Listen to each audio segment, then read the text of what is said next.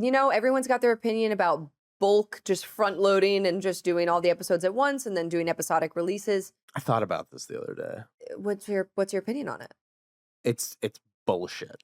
Which one?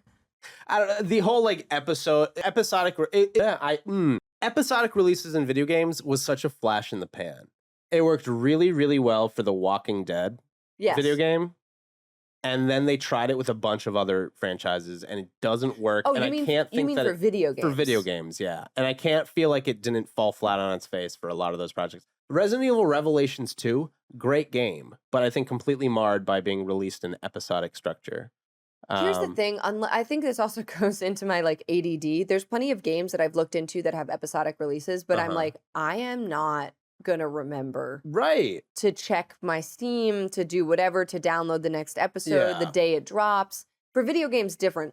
TV shows, well, it works with TV. I'm okay with it. Yeah, I'm okay with it. And I've always preferred the old Netflix model of release it all at once and let me decide as an adult man decide when I want to binge watch 8 episodes all in one sitting. And yes, Netflix, I am still watching. Thank you. I recognize that most people prefer the episodic, like once a week an episode being released. It's like, okay, you're a little baby. Do you want a little airplane? Here comes the airplane spoon feeding you your episodes. Sometimes I think stability and schedule is important. That being said, if it means that I'm going to get the episodes earlier and the last episode would release when the whole thing would have dropped, then by all means, whatever. But the whole point I'm trying to make, Walking Dead, it worked really, really well for an episodic release. And there's another one, big one off the top of my head that I'm blanking on. But they did it with Sonic the Hedgehog 4. I was thinking about this the other day. Sonic the Hedgehog 4 had like episode 1 and 2. I don't even think they had an episode 3. They don't have to do that. No, and Sonic the Hedgehog 4, it was a good, not like amazing kind of